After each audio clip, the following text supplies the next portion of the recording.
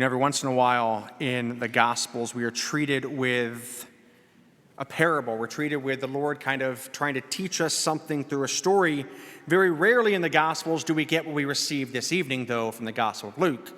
Jesus didn't mince words. He didn't mix words. He says, this is how it is. If you are to be my disciple, do this, don't do this, don't do this.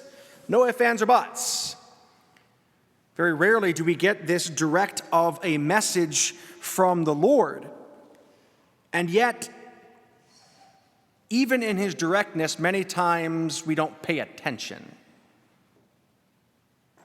Unless you are willing to pick up your cross and follow me, you cannot be my disciple.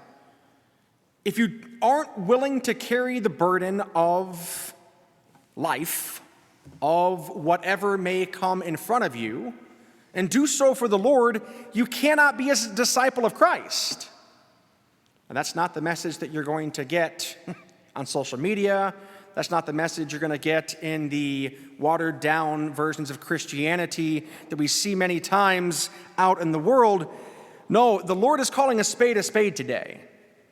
He's telling us what we must do to be a follower of him. We must deny everything that isn't from God. In that last line, he says, any one of you who does not renounce all of his possessions cannot be my disciple. Why does he say that, and why does he use that terminology?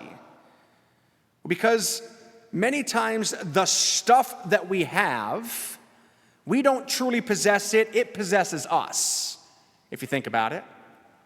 How many times do we allow the stuff that we have, the material possessions that we have, to be more important to us than relationship?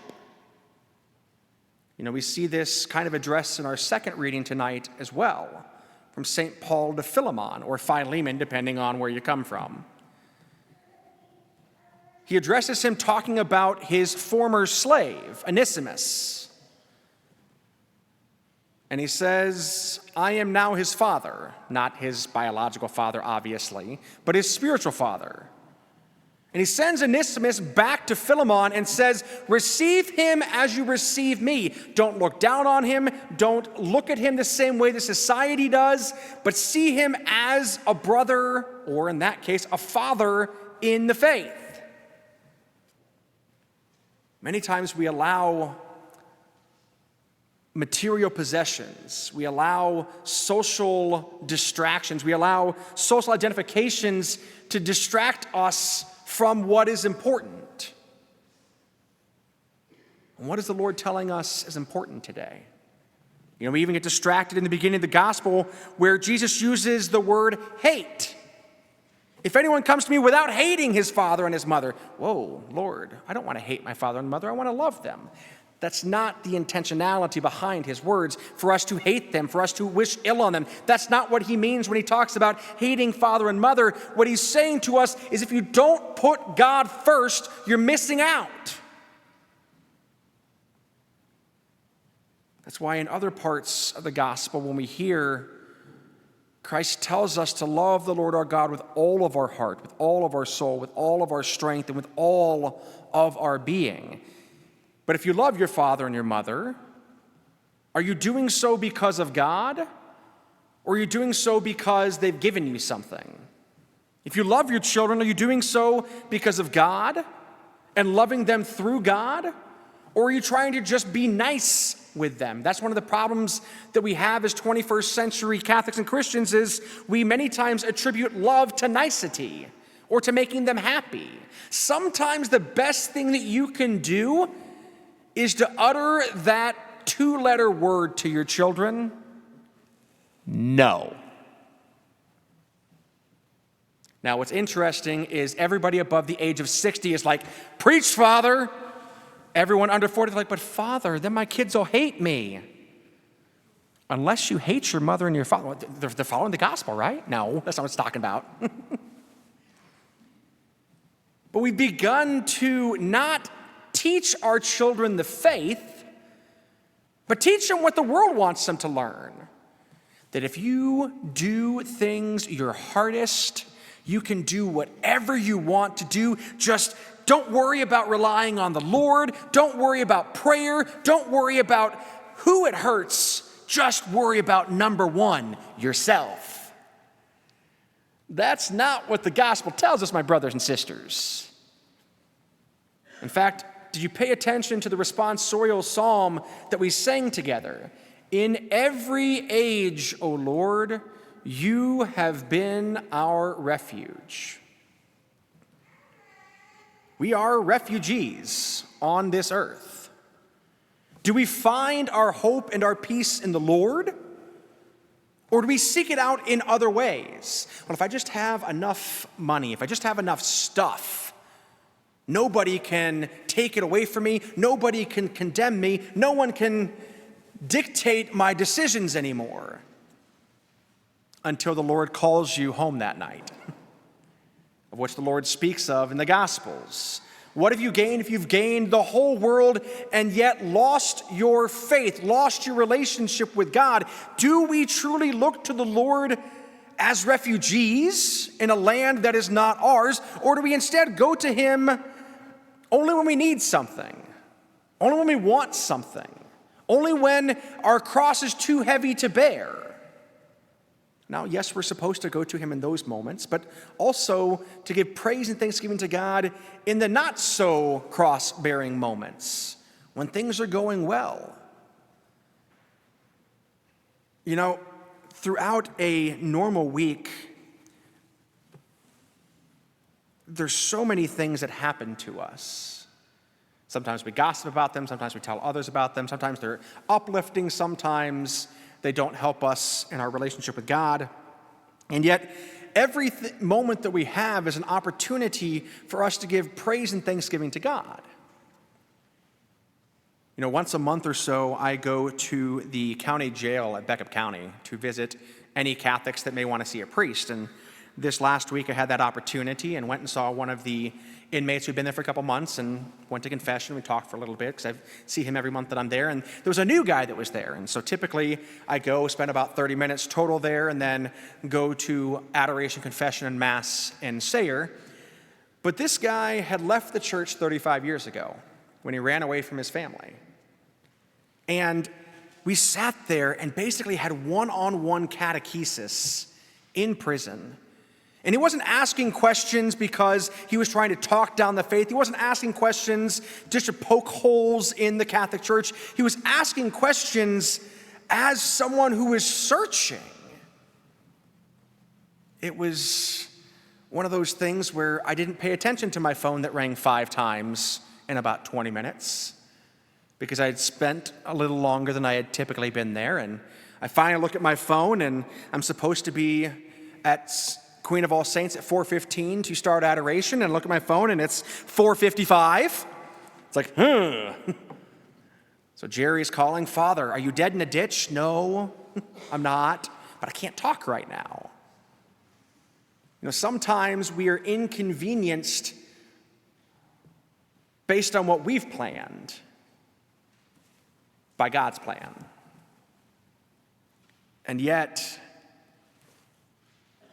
isn't that what life is all about? Putting God's plan in front of ours?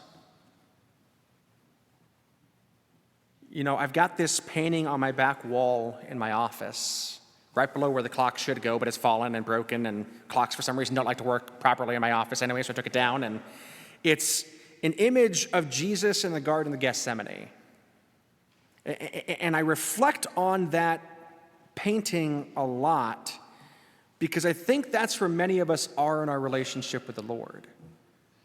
Father, if it be your will, take this cup from me, but if not, not my will, thy will be done. If only we would learn the message and the lessons that the Lord is truly seeking for us to learn and emulate and fulfill in our lives, life would be so much more filled with joy and peace. You know, at the beginning of Mass tonight, I was looking out at the congregation, and one of our kids was wearing these itty-bitty glasses, like the little Harry Potter glasses, and had them on upside down. And so I'm looking, and I couldn't help but kind of smile as we're singing the Gloria, and just seeing that brought joy to my heart. that a kid is trying to see through a different lens. Now, that's me taking it a little further, I get that. It's just a kid trying to play with glasses, but I couldn't take the smile off my face at the beginning of Mass, and then as I was reflecting on the readings as we're hearing them, it's like, this is what it's about. How do we see in the beauty of creation around us a joy that can just be part of our whole being? It's so easy for us to see the negativity, that we don't always lift up those things that give us hope. And yet that's where the Lord meets us. That yes, sometimes our crosses are burdensome. Sometimes we fall under their weight as the Lord did on his way to Golgotha.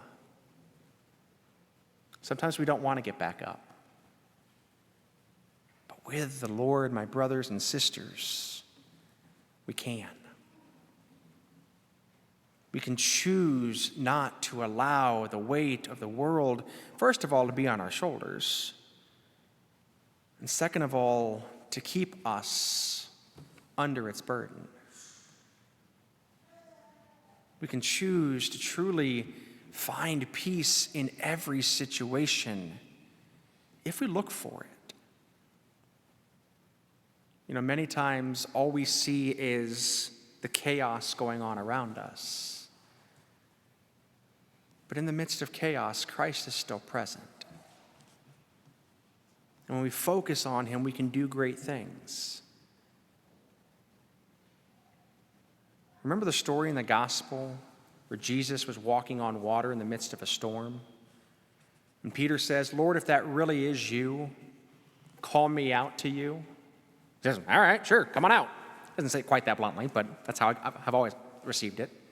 Come on out.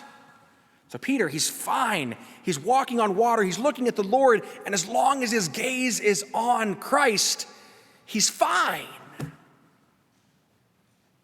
But then reality sinks in. The weight of the world sinks in. The waves buffet his ankles. The wind buffets his face. He looks and said, "Wait a second." It's like a Wile E. Coyote moment. He runs and he runs and he runs and he's running on air, and then he begins to sink. "Lord, save me."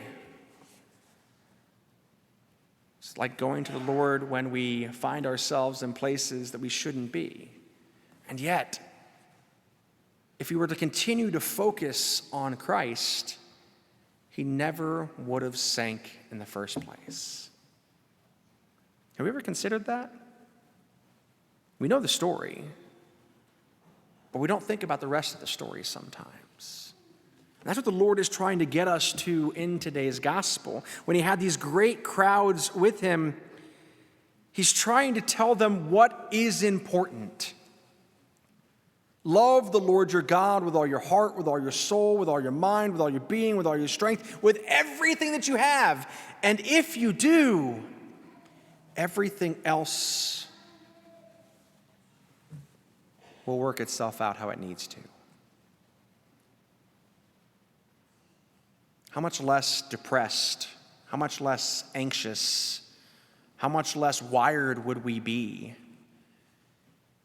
if we took what the Lord told us seriously and actually sought to practice what he preaches? Let's try it this week. Put your faith in God. Don't make excuses for why you weren't perfect today. Don't make excuses for why you can't do what you think needs to be done. Just do it. I think Nike got it right with just that one slogan. Just do it. Stop making excuses. Just practice what we preach. Live the gospel. Love God. So that whatever obstacle you may face, you won't fall under its burden, but you can truly pick up your cross and follow in the Lord's footsteps.